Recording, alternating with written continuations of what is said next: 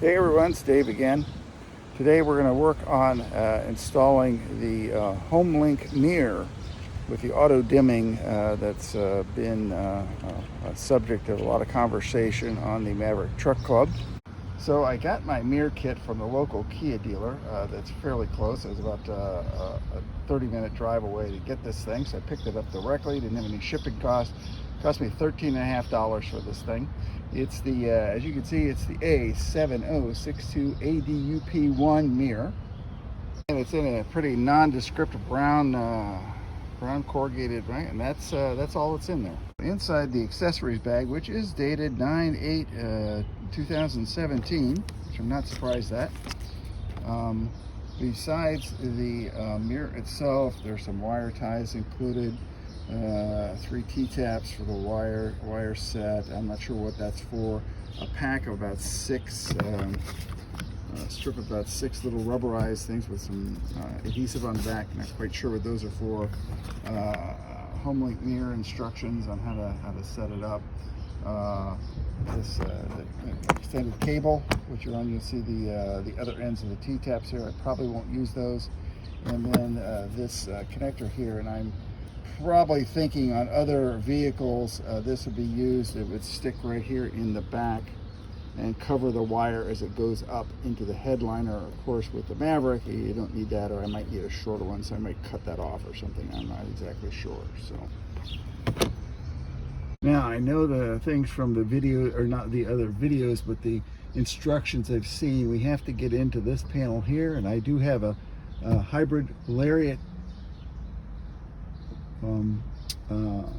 model with the sunroof, so it's a little different than some of the other models, obviously, with the sunroof. And you have to take this panel off to get to the wiring, and you have to get this off as well, in addition to taking the mirror off. So one of the things I have had in my toolkit for a while is a trim kit removal tool. They're all plastic.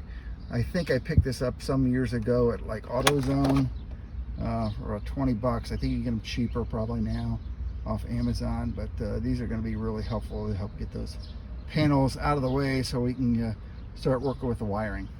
Now the first thing to do is remove the mirror. There's one screw here, and I've tried several different Allen wrench sizes, and it looks like my 7/64, it's not metric. I tried metric. 7/64 is the right size to unscrew the screw that's holding on this mirror. And what I'm finding is, even with the set screw removed and the mirror moves, this panel is in the way, so we're gonna have to take this panel off in order to get the mirror off. The first panel I'm gonna remove is this one here. And as I've seen in some other instructions, we pry this away from either side using these tools. And then it kind of pseudo pops down, and there are some metal brackets up in there, and they're really difficult to see and to get a hold of. But these little springs, these metal springs, as I've read, will pop off. So having the sunroof, it makes it a little bit easier, because if I open the sunroof and get up here, you can actually see the little metal tabs in there. There's one here. We can see the other one here. And with the sunroof, if we push those forward, they kind of will push out. And so we now see them here sticking out. And we can release those actually with our hands. Release those, and those come right out. And there we go. We've dropped down this panel with the wires that control the sunroof switch and the light switch back here. So there's the sunroof switch, the light switch. So we're going to remove those. Going to need 2 hands to do that. To remove the sunroof switch connection, you have to push this little one on the back side. It's on the back side of this. So, and then it slides out, as most of the connectors do. Light connector, there's a depression or a connector right here you have to push down, and then that should slide right out. You get a better right. The middle part of that connector presses down to release the latch a little bit. So to get this this panel out here, I put the trim pieces under here, and it came out relatively easily. There's four snaps, and it pops out. And again, there's a wire here holding that in place, and then we can see all the pieces that are under there. What I thought was an electrical wire connected to the panel I just took was basically just a little piece connector to hold that, so if that pops off, it would not fall right down all the way. So it connects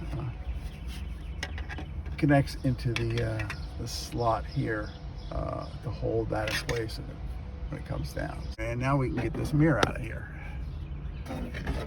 And it just lifts right off. So one of the things we need to do when this mirror is mounted, it mounts right up there against the, pretty much right against the this panel. And we have to put a little hole right in here for the wire to pass through.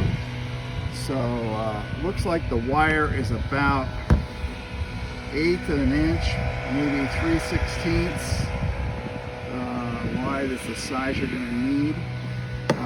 So what I've decided to do with this is I have an angle grinder with a very thin blade on it, and I'm going to cut just a notch right here in this panel so that wire can pass through it easily. So a quick pass through with the angle grinder. You see I now have a little notch in here where the mirror wire can pass right through that, and it looks pretty good. So now that we have the mirror off and the two panels off, the wiring exposed, the next step is to slide the mirror on. It's actually very easy. I'm going to take the mirror, slide it right on there, and then I think before I do anything else, I am going to tighten that up. A 7/64 Allen wrench, and that's snug, not too tight. And there we go. And now we've, you see I've got the new mirror in place. The wire just feeds right up into here, and we'll wire this around to get it up into this area here where we can make that connection. So just for purposes of getting a little more slack in these wires, I've disconnected this connection from whatever this is. I'm not sure. This is the camera, I think, and that's the connection for the camera. Again, not going to fool with that other than just getting out of the way. And I moved the connection from the dome lights from through here back to here, giving me a little bit more working room. Now what I'm going to do is strip off the tape, the fabric tape from here to give me a little more working room. And as many people have done, I'm going to tap into these wires here with the connector that I got in the kit. So I'll probably only use about 6 inches of these wires, because once I connect into this, I'll just plug the mirror into here. So if I ever have to replace the mirror, it's a simple get into this thing, unplug the mirror connector here, and this will always be up in here connected to here. So I think that's my plan of what we're going to do with this connector. So the next step is to take the wiring harness tape off of here. Now I have stripped the tape away, the harness tape away, and see that there are 5 wires in here, 3 of which we will be using. The one that you're seeing here on the left, it looks like a black with either green or blue stripe on it, that's ground. The purple one, which is the next one in, is the on-off power, and the yellow is the yellow with a green stripe is the constant power. Now what I'm going to do is I'm going to actually splice in the mirror end that I got with the kit into the 3 wires up here. So again, the black middle one goes to the harness, provided the mirror harness goes into the yellow, and I'm going to use, I already got this on here. I'm going to use these connectors, shrink connectors, which have the white part melts on, seals the ends, and the middle is solder, so it solders those two together. So I'm going to use these to splice each of the 3 wires together up in that to make for a little cleaner install. I really like these because you just stick the wires in there, take a heat gun to it, and it melts the solder in the ends and makes a nice solid watertight, airtight connection. Now I have all 3 of the wires spliced in, and I connected the wire harness that I got with the mirror kit. It is plugged into the mirror, and you'll see that it is on and working. If I press one of these buttons, not the garage door's not set up yet, which is why they're red, but and I can turn that on or off. I guess that's the dimming. And then you know, we have that. It needs to be calibrated in the directional. So, but it seems all be working. Next thing I'll do is wrap this back up with some solid auto electrical tape, the cloth tape, and put this back in here, and then we're gonna rewire all of these things back in and put all the panels back in. And now we can see the there's the connection to the dome lights and the connection, the spliced in connection here, plugged into the mirror, and it goes down there and right down there to the mirror. So now we're going to tuck these wires back up in here. Alright, so this is all completed. You notice the wire ties to kind of whatever this thing is attached to there, wire ties to itself. Here's where the mirror harness connects to the mirror right here, and then I wrap the mirror wire down around here and down here and right down here. Now I did use a couple of these. These are really sticky on the back, so I used them to kind of fasten down the wire, the mirror wire, here a little bit, here a little bit, up here, to hold it in place. And look, it's going to work really nicely. My next thing is, hopefully with all that wiring in there, that now we can put the cover back on without problem. All right, we have that back in here. This panel back on. It was a little tight fit, especially at that corner, probably because that's where the wire was running up for the mirror, but I got it snapped in there real good. And then I got this, the 2 connectors, one for the lights, one for the sunroof, back connected in, and all the lights seem to work. The sunroof switch seems to work. So now I'm going to just fasten this panel back up in here, and turn on the car, and we see the mirror is operational. All right, everything's back in place. Everything works.